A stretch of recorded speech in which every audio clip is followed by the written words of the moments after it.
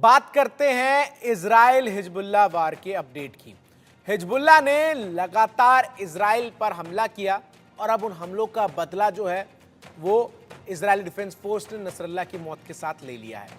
Hezbollah ने Israeli हमले के 20 घंटे बाद चीफ हसन नसरल्लाह के मारे जाने की पुष्टि की है।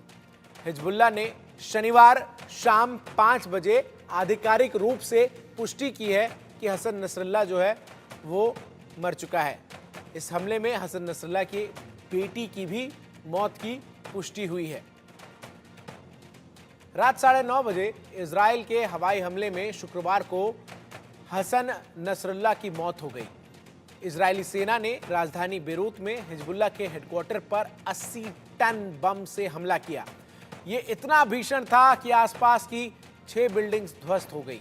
बताया जा रहा है कि नसरल्लाह अपनी बेटी के साथ यहीं मौजूद था। आईडीएफ ने अपने सोशल मीडिया अकाउंट पर लिखा, अब दुनिया को नसरल्लाह से डरने की जरूरत नहीं है, वो आतंक नहीं फैला पाएगा।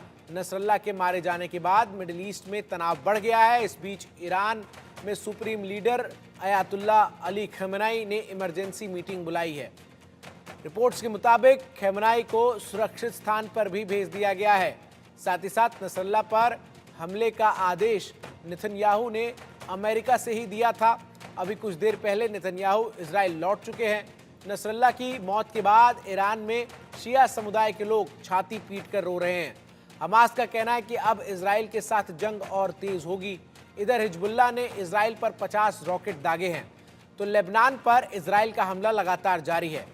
लेबनान की सड़कों पर इजराइल के खतरनाक टैंक्स जो हैं उनको तैनात कर दिया गया है और लगातार मिडिल ईस्ट में जो स्थिति इस वक्त नजर आ रही है, एक तरफ इजरायली डिफेंस फोर्स बीते 1 साल से गाजा में हमास के आतंकियों के साथ युद्ध की स्थिति में नजर आ रही थी। युद्ध लड़ते हुए इजरायली डिफेंस फोर्स के जवान नजर आ रहे थे। वहीं दूसरी तरफ अब आपको बताऊं कि लेबनान से भी जंग के हालात जो हैं वो साफ तौर पर अब नजर आ रहे हैं और एक तरीके से युद्ध जो है वो शुरू हो चुका है, क्योंकि इजरायली डिफेंस फोर्स लेबनान के बेरूत में ताबड़तोड़ स्ट्राइक कर रही है, ताबड़तोड़ हमले किए जा रहे हैं और लगातार हिजबुल्लाह के तमाम ठिकानों को निशाना बनाया जा रहा है।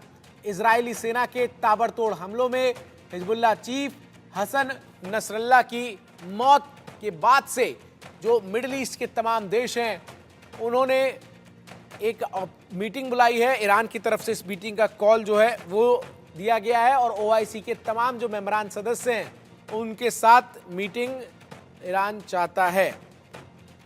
लेबनान ने हिजबुल्लाह नेता हसन नसरल्लाह की हत्या के बाद इजरायली क्षेत्र पर हमला शुरू कर दिया है। इजरायली सेना के मुताबिक लेबनान से लॉन्च की गई मिसाइल का असर यरूशलेम के निकट पश्चिमी तट पर हुआ। स्थानीय अधिकारियों का कहना है कि मिसाइल खुले क्षेत्र में गिरी, जिससे आग लग गई और आसपास की कई बस्तियों में बिजली आपूर्ति बाधित हो गई है। फिलहाल किसी के हताहत होने की सूचना नहीं है। फायर ब्रिगेड और रेस्क्यू की टीम का कहना है कि वो मिसाइल प्रभाव से लगी आग को बुझाने का काम कर रही है। इजरायली सेना के ताबड़तोड़ हमलों में हिजबुल्लाह चीफ हसन नसरल्लाह और उनकी बेटी की मौत हो गई। इन हमलों के बाद से लेबनान के लाखों लोगों में दहशत फैल गई है। इस बीच पीडीपी चीफ महबूबा मुफ्ती ने इजरायली हमलों में लेबनान और गाजा में मारे गए लोगों और विशेषकर हसन नसरल्लाह को शहीद बताया है। महबूबा ने अपने आज होने वाले चुनाव प्रचार अभियान को रद्द करने का ऐलान करते हुए कहा कि लेबनान और गाजा के मारे गए लोगों, विशेषकर हसन नसरल्लाह की मौत पर एकजुटता दिखाने के लिए मैं रविवार को चुनाव प्रचार कैंपेन रद्द कर रही हूं। हम इस अपार दुख और प्रतिरोध की घड़ी में फिलिस्तीन और लेबनान के लोगों के साथ खड़े हैं। तो मौत हुई है हिजबुल्लाह के चीफ हसन नसरल्लाह की। हिजबुल्लाह आपको बता दे लेबनान का एक मिलिशिया ग्रुप है, लगातार हमले जो है वो इजराइल पर कर रहा था, लेकिन पीडीपी चीफ महबूबा मुफ्ती ने शोक प्रकट किया है। तो वहीं हिजबुल्लाह चीफ नसरल्लाह की मौत के बाद अब सवाल ये उठ रहा है कि अब अगला चीफ हिजबुल्लाह का कौन होगा। और इस लिस्ट में सबसे आगे नाम जो है वो हाशिम सफुद्दीन का चल रहा है, जिनको कमान सौंपी जा सकती है। इस वक्त वो हिजबुल्लाह की एग्जीक्यूटिव काउंसिल का प्रमुख है। हसन नसरल्ला का चचेरा भाई है हाशिम सफाद्दीन। हिजबुल्लाह का पूरा काम हाशिम ही देखता है। हाशिम का ईरान से खास कनेक्शन है और औपचारिक रूप से जल्द ही ईरान की तरफ से इसका ऐलान कर दिया जाएगा। तो वहीं लेबनान में अब विनाश का नया चैप्टर खुलता हुआ नजर आ रहा है। लेबनान में 300 से ज्यादा एयर स्ट्राइक जो है इजराइल डिफेंस फोर्स की तरफ से की गई कल, और 400 से ज्यादा टारगेट्स को खत्म किया गया है। हिजबुल्लाह के कई ठिकाने तबाह हुए हैं। हिजबुल्लाह के हथियार गोदाम को बर्बाद किया गया है। हिजबुल्लाह के लॉन्च साइट को राख में तब्दील कर दिया गया है और लगातार इजराइल डिफेंस फोर्स की तरफ से हमला जो है वो किया जा रहा है। तो वहीं युद्ध विराम पर क्या कहा है आपको बताऊं। इजराइल के प्रधानमंत्री बेंजामिन नेतन्याहू ने उन्होंने कहा है कि युद्ध विराम उसी स्थिति में संभव होगा जब दोनों पक्ष पूर्ण रूप से गाजा में हमास और हिजबुल्लाह के जो तमाम लड़ाके हैं वो इजराइल पर हमलों को रोकेंगे।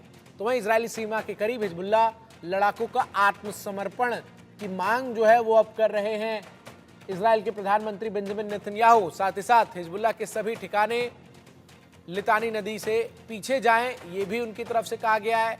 साथ ही साथ इजराइल लेबनान के बीच 7 किलोमीटर का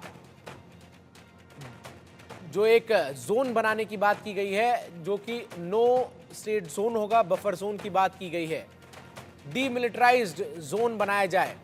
यूएन प्रस्ताव 1701 के तहत हिजबुल्लाह का निरस्तीकरण किया जाए। ये तमाम मांगे हैं जो इजराइल के प्रधानमंत्री बेंजामिन नेतन्याहू ने उन तमाम देशों के सामने रखी है जो युद्ध विराम की बात करते हैं, युद्ध विराम की वकालत कर रहे हैं। इजरायली सेना ने शनिवार को दावा किया कि उसने बेरूत में शुक्रवार को किए गए हमले में हिजबुल्लाह के नेता हसन नसरल्लाह को मार गिराया। सेना ने कहा कि जब हिजबुल्लाह का नेतृत्व बेरूत के दक्षिण में दहिया स्थित अपने मुख्यालय में बैठकर कर रहा था नसरल्लाह, तभी सटीक हवाई हमला किया गया। नसरल्लाह 3 दशक से अधिक समय से हिजबुल्लाह का नेतृत्व कर रहा था। ईरान ने शनिवार को घोषणा की कि अमेरिका द्वारा प्रतिबंधित उसके अर्धसैनिक बल रिवोल्यूशनरी गार्ड के एक प्रमुख जनरल की भी बेरूत में हुए हवाई हमले में मौत हो गई है। कहां तक हमला होगा, अब ये बड़ा सवाल है।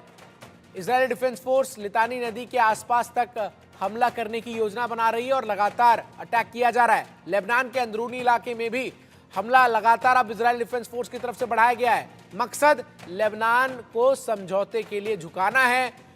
इजरायल डिफेंस फोर्स लगातार हमला कर रही है। और अगर आप समझें कि आखिर क्यों इजरायली डिफेंस फोर्स इस तरीके से हिजबुल्लाह के ऊपर आक्रामक है, तो ये समझने के लिए आपको 1 साल पीछे जाना होगा, जब 7 अक्टूबर को हमास के आतंकियों ने इजराइल पर हमला किया था। उसके बाद इजरायल डिफेंस फोर्स और हमास के आतंकियों के बीच जब गाजा में युद्ध चल रहा था, तो उस दौरान जो दक्षिणी हिस्सा है इजराइल का, वहां से लगातार ताबड़तोड़ हमले हिजबुल्लाह कर रहा था। और 1 साल पूरे होने पर अब इजरायली डिफेंस फोर्स ने हिजबुल्लाह के चीफ हसन नसरल्लाह को मौत के घाट उतार दिया है। ग्राउंड ऑपरेशन करेगा क्या आईडीएफ लेबनान में, ये इस वक्त का सबसे बड़ा सवाल है। लेबनान में ग्राउंड ऑपरेशन की तैयारी में इजरायल डिफेंस फोर्स नजर आ रहे हैं। इजरायल सेना प्रमुख हर्जी हेल्वी का लेबनान बॉर्डर का दौरा इससे जोड़कर देखा जा रहा है। लेबनान बॉर्डर पर 1,70,000 सैनिक तैनात किए गए हैं। 4,70,000 जवानों को रिजर्व फोर्स वॉर रेडी के तौर पर रखा गया है। और लगातार इजरायली डिफेंस फोर्स जो है वो अब लेबनान और खास तौर पर उन तमाम ठिकानों पर जहां से हिजबुल्लाह ऑपरेट करता है, वहां पिन पॉइंटेड अटैक करके लगातार हमला कर रही है। इसके साथ ही साथ जिस तरीके से स्थितियां इस वक्त मिडिल ईस्ट में नजर आ रही है, ऐसे में अब एक्शन में पेंटागन नजर आ रहा है। और आपको बता दूं कि साइप्रस में अमेरिका ने सैनिक भेज दिए हैं। इसके साथ ही साथ साइप्रस में एयरबेस जो है उसको अलर्ट मोड पर डाल दिया गया है और लॉन्चिंग साइट पर मिसाइलों की तैनाती कर दी गई है। ब्रिटेन ने भी अपने सैनिकों को साइप्रस भेजा है। हिजबुल्लाह ने हमला किया तो पलटवार करेगा यूएस का F-16 और F-35। इसके साथ ही साथ हमले को लेकर अलर्ट मोड पर है।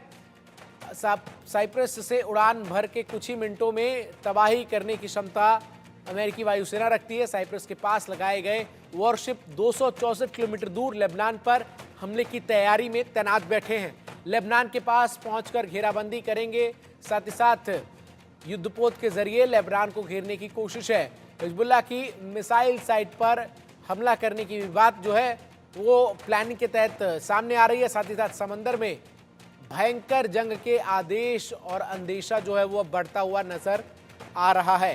तो इजरायली डिफेंस फोर्स एक साल बाद एक नए जंग के मुआयने पर अब खड़ी हो गई है। 7 अक्टूबर से जो इजराइल और हमास के बीच जंग शुरू हुआ, वो जंग अब 7 अक्टूबर 2024 आते आते तक बढ़ते हुए आपको बता दूं, इजरायली डिफेंस फोर्स और लेबनान के मिलिशिया ग्रुप हिजबुल्लाह के लड़ाकों के बीच होती हुई नजर आ रही है।